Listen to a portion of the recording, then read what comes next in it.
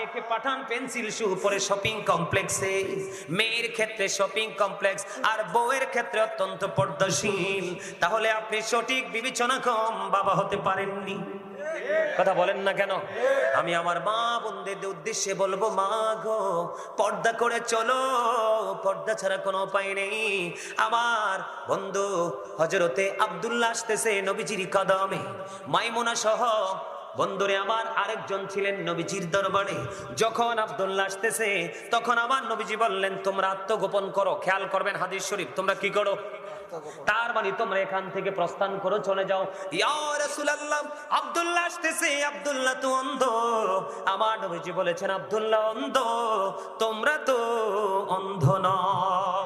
তার মানে আপনার বাড়ির আঙিনা দিয়ে যদি কোনো অন্ধ মানুষ চলে যায়, আপনি চুকি দিয়ে অন্ধ মানুষের, অন্ধ পুরুষের দিকে দৃষ্টি দিতে পারবেন না। আপনার স্বামীর ক্ষমতা নাই। নারী হচ্ছে ফুল, এটা ফুলদানিতে সবচেয়ে বেশি মানায়। কথা কন না কেন? নারীরা হলো ফুটন্ত গোলাপের মতো ফুল।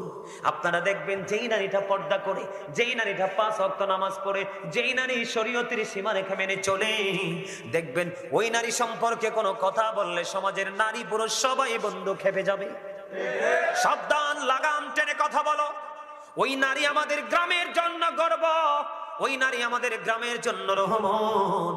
তার মতো একটা বউ যদি আমার ঘরে পেতাম, আপনি কেমন করে এমন বউ পাবেন? পাবেন না।